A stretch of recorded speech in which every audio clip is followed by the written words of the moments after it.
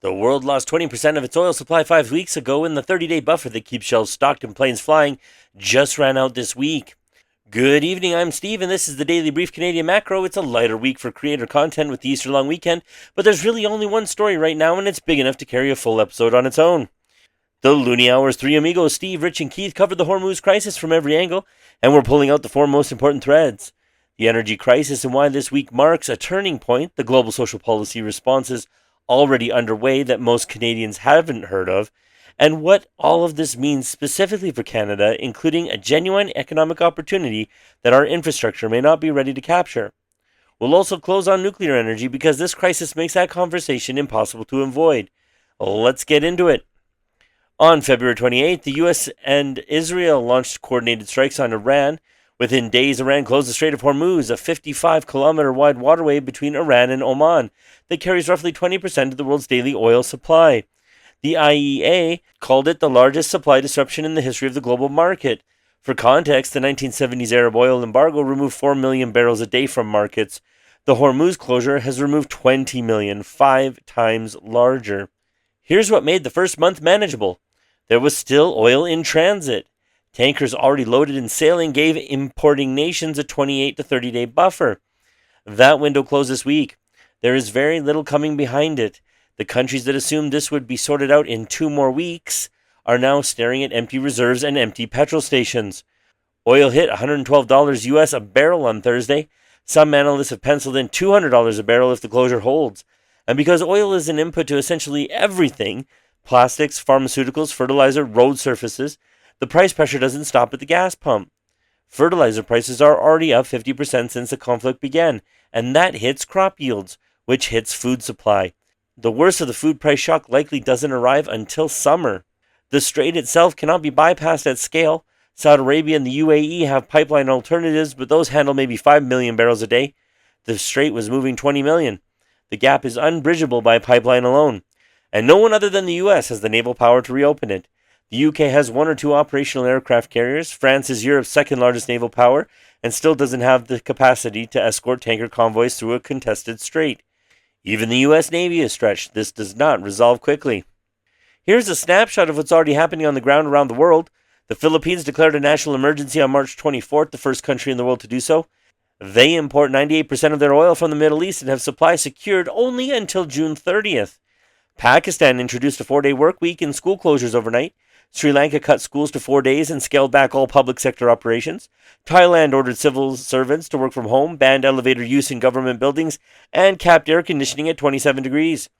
Myanmar has introduced alternate day driving restrictions by license plate number. In Europe, Slovenia became the first EU member to formally ration fuel, 50 liters per day per driver.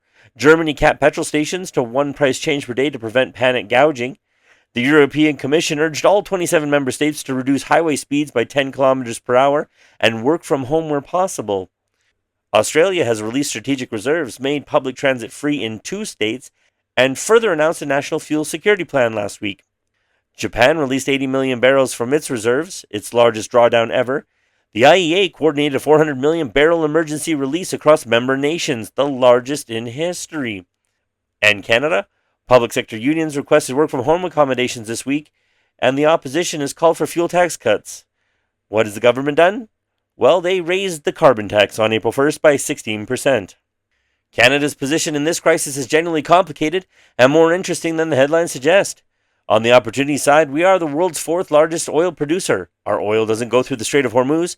It doesn't pass through any contested waterway. Trans Mountain connects Alberta to the Pacific, giving access to Asian markets that are now desperately looking for alternatives.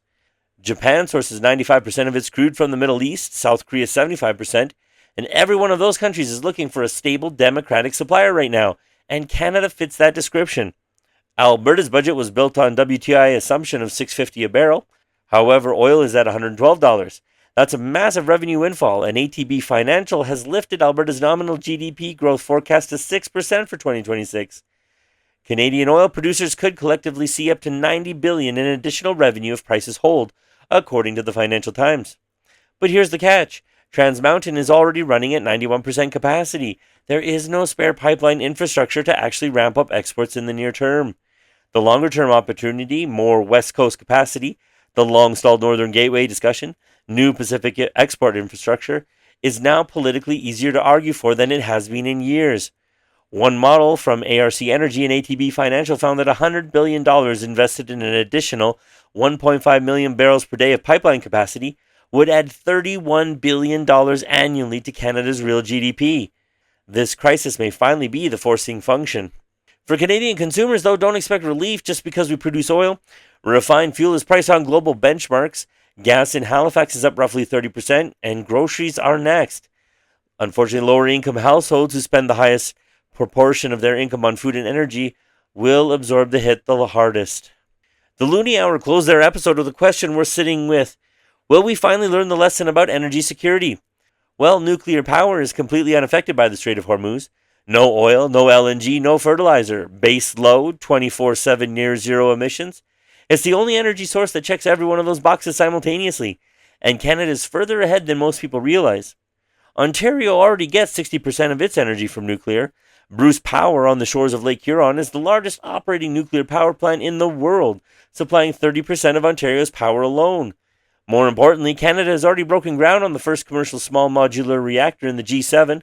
The Darlington SMR, using GE Hitachi technology, received its construction license in April 2025. Excavation is 87% complete. First power to the grid expected by 2030. Canada is also the world's second largest uranium producer. We have the fuel, the expertise, and the first mover advantage in a global SMR market, estimated at $150 billion through 2040. The lesson is being learned, at the provincial level at least. The federal response has been slower, but the direction is right.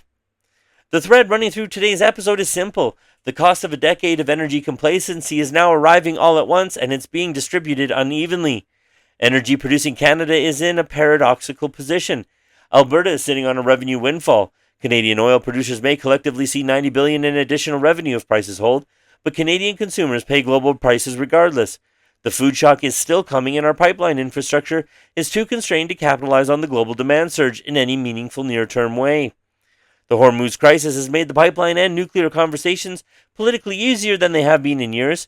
Whether that translates into shovels in the ground or just more studies and conversations is the real question worth watching.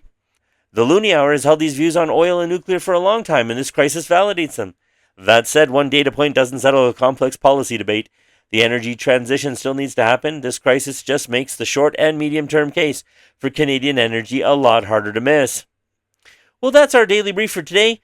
All credit goes out to the folks at the Loonie Hour. Their original analysis and videos are linked in the description below. If you found this video helpful, please subscribe, hit the notification bell so you don't miss tomorrow's brief, and don't be afraid to comment if there's another creator you think deserves a highlight here. I'm Steve. As always, nothing here is financial advice. Everyone's situation is different, so please do your own research and talk to a qualified financial advisor before making any investment decisions. Good night.